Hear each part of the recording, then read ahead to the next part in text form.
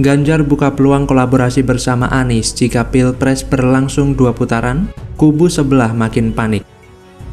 Sebenarnya ini adalah sebuah upaya penjajakan terkait dengan konteks bagaimana kemudian mengantisipasi jika terjadi putaran kedua di Pilpres. Nah, oleh karena itu, ini adalah sebuah strategi pendekatan, karena bagaimanapun juga tampaknya dari kubu 01 barangkali juga ada semacam optimisme untuk bisa masuk di putaran kedua, tapi di saat yang sama dari pihak kubu 03 juga memiliki optimisme yang sama. Tetapi kubu 01 dan juga kubu 03 tampaknya dipersatukan oleh sebuah common enemy, seolah kemudian ada semacam kebencian atau kejengkelan bersama kepada entitas kekuasaan yang saat ini dijalankan oleh Pak Jokowi. Sehingga bahwa angka surveinya mereka turun, sebenarnya yang galaunya berlipat-lipat itu justru malah dari pasangan Prabowo yang didukung langsung oleh istana. Pendukung Prabowo galau luar biasa karena mereka menemukan fakta bahwa Pilpres itu tidak bisa satu putaran, satu hasil surveinya. Inilah yang membuat Prabowo panik dan terutama istana panik luar biasa. Tanda-tanda istana panik itu terlihat dari turunnya beberapa menteri yang masih aktif ikut kampanye Prabowo secara terang-terangan, seperti Bahlil dan Julhas.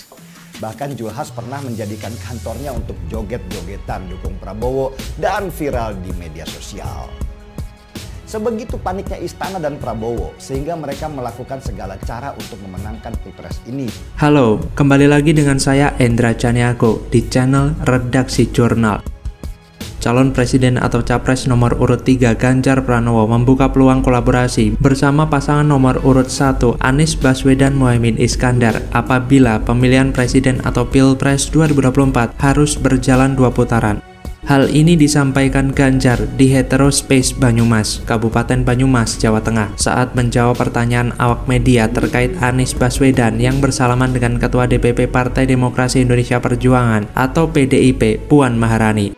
Diketahui, Anies dan Puan bersalaman usai debat ketiga yang mempertemukan antar capres di Istora Senayan, Jakarta, Ahad malam 7 Januari 2024. Dalam momen usai debat itu, Puan tak hanya bersalaman dengan Anies tapi juga mengobrol dan tersenyum. Sementara Anies masih merahasiakan isi obrolannya dengan Puan usai mengikuti debat ketiga yang diselenggarakan oleh Komisi Pemilihan Umum atau KPU. Anies menjelaskan dirinya bersama dengan Cawapres Muhaimin Iskandar hanya fokus menyalami semua yang ada di lokasi debat. Terkait peluang untuk berkoalisi dengan PDIP ke depan, Anies mengaku belum memikirkan ke arah tersebut karena masih fokus untuk memperbesar dukungan yang sudah ada untuk pasangan Anies Muhaimin atau Amin saat ini.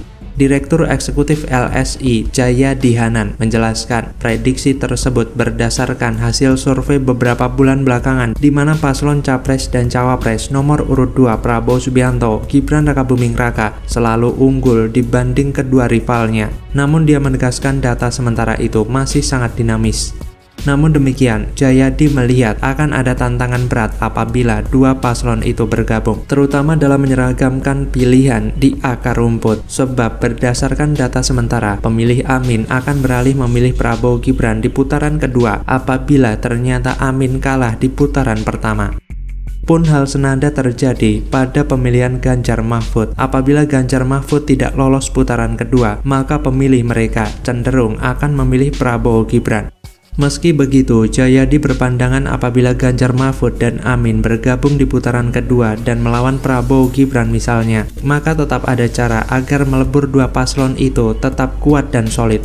Salah satu caranya adalah melalui instruksi elit parpol, bahkan ketua umum. Ia pun melihat apabila dalam 1,5 bulan ini paslon 1 dan paslon 3 mampu berunding dan berencana berkonsolidasi, maka akan ada peluang bagi mereka untuk menyeragamkan suara di akar rumput. Puan Maharani sendiri juga membuka kemungkinan terjadinya kolaborasi antara dua calon presiden, yaitu Anies Baswedan dan Ganjar Pranowo. Ia menanggapi seruan sejumlah pihak yang kerap mencocokkan Ganjar dan Anies di putaran kedua. Namun, Puan meminta masyarakat untuk memantau perkembangan peta politik selama masa pemilu. Memang semua itu bisa bersatu karena kita tidak ingin negara ini dipimpin oleh pemimpin hasil dari kecurangan. Begitu juga dengan kubu Anies dan Ganjar. Kesamaan pandangan antara Ganjar dan Anies mengenai isu politik dinasti menandakan keduanya seolah sepakat menjadikan Prabowo Gibran sebagai musuh bersama. Bukan tidak mungkin kesamaan persepsi antara dua kandidat itu diikuti para pendukung mereka. Ganjar dan Anies pantas berkata bila negara bukan milik segolongan keluarga. Pasalnya pencalonan Gibran sebagai cawapres tidak melalui proses yang sehat dalam demokrasi. Padahal dia secara prestasi juga belum mencolok. Amin dan Ganjar Mahfud bisa saja bersatu demi meraih kemenangan di Pilpres 2024 karena Prabowo Gibran didukung oleh Jokowi yang dianggap pengkhianat oleh Partai Banteng. Jadi tidak ada salahnya demi kemenangan, lawan bisa jadi kawan. Lantas bagaimana kalau menurut Anda? Saya tahu Pak Prabowo memiliki lahan yang sangat luas di Kalimantan Timur. Mohon maaf.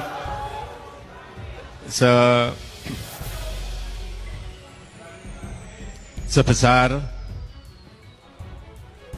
220.000 hektar. Juga di Aceh Tengah 120.000 hektar. Saya hanya ingin menyampaikan bahwa pembagian seperti ini tidak dilakukan masa pemerintahan saya. Sebut Anies goblok karena dianggap salah data tanah. Apakah ditujukan kepada Jokowi juga? Halo, selamat datang di channel Redaksi Jurnal. Di saat tentara kita lebih dari separuh tidak memiliki rumah dinas, sementara menterinya punya, menurut Pak Jokowi, punya lebih dari 340 hektar tanah di Republik ini. Ini harus diubah. Terima kasih. Sebelum saya menjawab pertanyaan itu, saya mengklarifikasi tadi data yang meleset. Maaf Pak Prabowo, angkanya terlalu kecil. Bukan 320 hektar, tapi 340.000 hektar. Saya klarifikasi. Kemudian Itu pun salah. Melanjutkan. Itu pun salah. Atas apa yang perlu saya sampaikan. Mas Anies, Pak Prabowo, jangan Pak Prabowo, maaf. Ada pula yang nyinggung-nyinggung punya tanah berapa, punya tanah ini. Bukan urusan dia. Dia pintar atau goblok sih? Capres nomor urut 2 Prabowo Subianto diduga memaki Capres nomor urut 1 Anies Baswedan. Pada sebuah video yang tersebar di media sosial, Prabowo menyinggung soal pertanyaan yang ditujukan kepadanya mengenai kepemilikan tanah dan menyebut sosok itu goblok. Hal itu pun langsung ditanggapi oleh asisten head coach tim pemenangan nasional Anies Baswedan Muhaimin Iskandar, Jazilul Fawait. Menurutnya, pertanyaan yang cerdas itu bukan pertanyaan yang goblok. Mungkin yang jawab yang nggak bisa menjawab. Wakil Ketua Umum Partai Kebangkitan Bangsa itu pun menekankan soal kepemilikan tanah yang disinggung Anies pernah disampaikan juga oleh Presiden Jokowi di saat berkontestasi di Pilpres 2019 silam. Jazilul juga menyindir makian itu apakah juga dimaksudkan ke Jokowi. Diketahui, Anies menyinggung Prabowo memiliki tanah seluas 340.000 hektar di Indonesia pada debat Pilpres 2024. Hal itu ironis karena lebih dari separuh prajurit TNI tidak memiliki rumah dinas.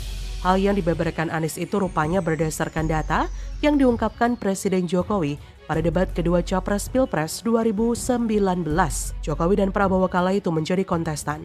Lebih lanjut, Jazilul mengatakan berbagai pertanyaan yang diajukan Anies cerdas dan normatif. Selain itu, dia yakin publik bisa menilai terhadap respon Prabowo tersebut. Seperti diketahui, sebuah video beredar di medsos yang memperlihatkan Prabowo menyebut disinggung dengan pertanyaan soal tanah. Meski tak merujuk kepada sosok yang menanyakan itu, tapi dalam debat ketiga Pilpres 2024, Anies lah yang menyinggung soal Prabowo memiliki tanah seluas 340.000 hektar di Indonesia. Kata Prabowo, dia pinter atau goblok sih? Debat presiden bukan sekedar membaca visi misi. Dengan berdebat, rakyat bisa melihat kemampuan capres dan cawapres. Cara berpikirnya dengan cepat, menyampaikan dengan cerdas, lugas, dan tegas. Bila ditekan, dia tetap sabar dan bisa memendam amarah. Tapi tidak dengan Prabowo. Di dalam dan di luar debat pun, Prabowo tetap emosi dan memaki paslon lain. Dalam debat tersebut, Prabowo memang menjadi yang paling disorot karena tidak berhasil tampil prima, meskipun latar belakangnya terasa klop dengan tema. Prabowo gagal menguasai panggung, tidak mencerminkan sebagai seorang menhan yang mumpuni. Dalam beberapa momen Prabowo terlihat kesulitan dan tidak mampu menjabarkan apa yang seharusnya dengan mudah dijalankannya dalam kapasitasnya sebagai menhan. Bahkan ketika diminta untuk membahas terkait data Kemenhan, Prabowo malah menolaknya. Padahal, dua capres lainnya, terutama capres nomor urut 3 Ganjar Pranowo, sudah menyampaikan tantangannya untuk memaparkan data kemenangan dipimpin Prabowo dalam debat tersebut. Ganjar mengajaknya untuk memperdebatkannya dalam ajang resmi itu. Alih-alih menerima, Prabowo justru terkesan defensif serta malah mengajak Ganjar untuk ketemuan di tempat lain dan kesempatan yang lain. Hal yang kemudian membuat publik bertanya-tanya sebenarnya apa yang disembunyikan Prabowo terkait data kementerian yang dipimpinnya itu, serta kenapa Prabowo tidak mau mengungkapkannya saat itu juga. Pilihan tindakan Prabowo itu mau tidak mau memberikan sentimen negatif tambahan bagi capres 3 kali tersebut. Prabowo menjadi semakin tidak memuaskan serta mempertegas ketidakpasannya sebagai calon pemimpin bangsa Indonesia yang baru. Ditambah lagi dengan blundernya Prabowo yang memaki-maki Anies dengan kata-kata kasar dan tidak pantas diungkapkan oleh seorang calon pemimpin. Saya yakin kubu Prabowo saat ini sedang kalang kabut menyapu kepongahan Prabowo ini. Jadi, bagaimana menurut Anda?